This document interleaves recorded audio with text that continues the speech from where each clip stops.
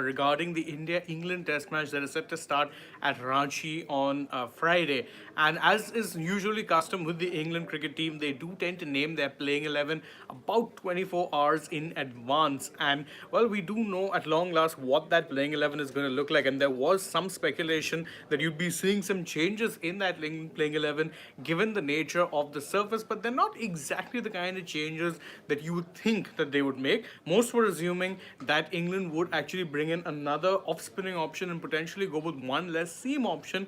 But the two changes that they've made, well, they've kept the bowling lineup as is. There's not been any major changes as far as the combinations are concerned. More down to the personnel than it is anything else. So before we delve deep and analyze what exactly this England playing 11 is, let's first quickly go over what the playing 11 is.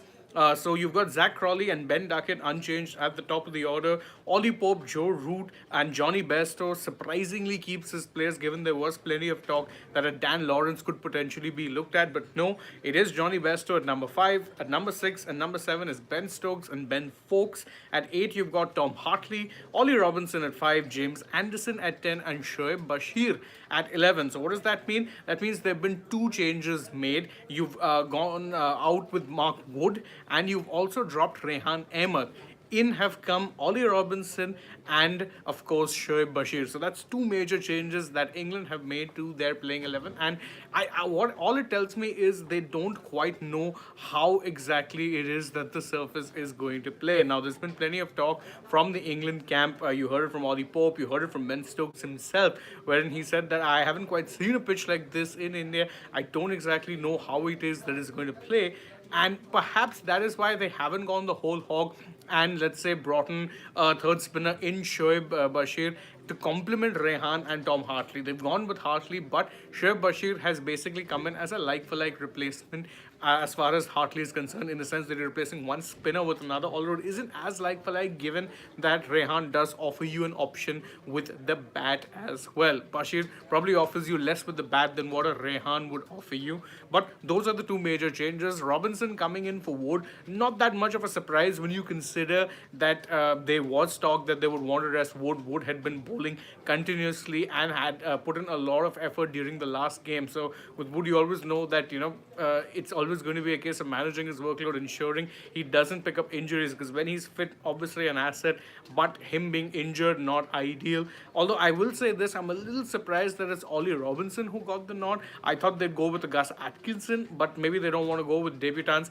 Plus, Robinson has previously shown that he can get the new ball to talk even in conditions wherein it might not necessarily be ideal, not in such seeming conditions, but he has been able to generate swing. And maybe having Robinson and Anderson in the team means that the team would potentially look to exploit the reverse swing that could potentially be on offer if the ball scuffs up quickly, which based on what we've seen in that pitch could very well be happening. So that is the breaking news update for those of you all who are just joining us, and I see a fair few of you are joining us as the stream has gone on.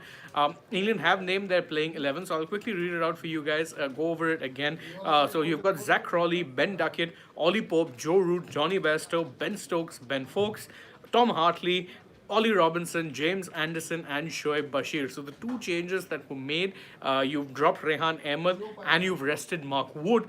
In has come Shoaib Bashir, the off spinner who had done relatively well on his test debut, and in comes Ollie Robinson to play his first game of this tour. Now, in case you're wondering, the other major talking points was, is a Johnny Bairstow going to play? Yes, he is. So Dan Lawrence is going to have to wait a bit. Although I must say, I would have been interested to see Dan Lawrence play. Reason being, of course, attacking batter in the mold of Bairstow, but he also offers you some part-time off spin. Maybe they felt that with Root there, they don't need another part-time off spinner, but it's an interesting way to go about with things regardless. So they've made two major changes, but they're not they're not exactly, let's say, changes that seem tactical. It's more a case of resting people, or in the case of Rehan Ahmed, dropping someone who the Indian batters clearly took a liking to in the previous test. Now, there was speculation that England could go with an extra spinner, given that the Ranchi pitch, so far, everything about it looks that it's going to be on the drier side, but that's not really happened. So they've made like-for-like changes. They still have the two seaming options, and of course, two spinners in Hartley Hartley and Shoaib Bashir, and of course they've got Joe Root to chip in with his off spinners as well. So no major changes as far as England are concerned when it comes to their combinations. Although I will say that dropping Rehan means that probably a little thinner in the batting, but again they're batting to number 8 with Hartley, so I think they're okay with that. So these are the major changes that England have made, and England, as you know, do have a tendency of letting known their team, let's say, sheet ahead of the test. They give off, let's say, the playing 11 1 hour or 1 day before, unlike India, who do generally tend to hold their cards a little closer to the chest. Not necessarily the tactic that England go about. They do prefer announcing their playing 11. Let's see whether or not. Let's see whether or not it's a good ploy. I'll just take a couple of y'all's comments because you're getting a few of them. Sham Vataka, thanks for your love, and I will agree with you saying that Anderson, at 40, he's going to be playing his fourth straight Test match. It is quite frankly amazing, but then also it is worth remembering he's a one format player, so you probably don't need to rest him as much, in this. He's not an all format player, so that definitely helps. Sham also points out they were saying that Ben Stokes might bowl. I've read what it is that Stokes has said. So far, he's being very, very coy about whether or not he'll bowl. He said that, look, I'm feeling good. I've been able to get through my, training sessions and everything just fine. But right now, he hasn't overly committed to bowling, and I don't think they are going to go down that route unless absolutely necessary. Although it is interesting that they do have that third seamer option as well. So there's plenty of bowling depth if they want to go that route. If the team, let's say, if the team management is okay going that route, if Stokes is okay going that route, there is that option that's there. Saraj Chandra Yadamarthi is saying reduce batting length, but 2 off spinners needed. So all the fuss of Stokes bowling and spin pitch are a little false. Saraj Chandra, I don't think the reason I think England haven't changed their let's say combination when it comes to bowlers is because I'm sure that they don't feel like this is going to be a spinning pitch. They do, let's say, what is being said about the pitch so far from Ben Stokes is that we don't quite know how it's going to play.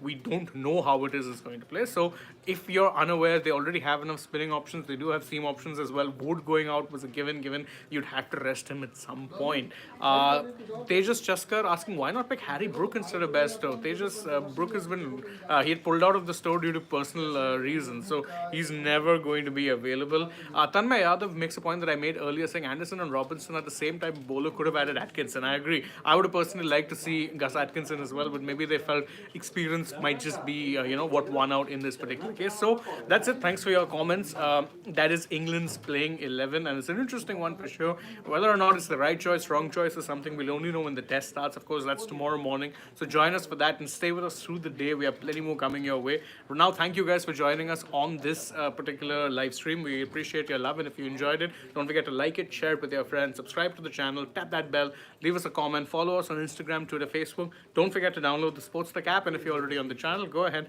check out some other videos we've done as well, and stay tuned, plenty more coming your way. For now, from my side, it's goodbye.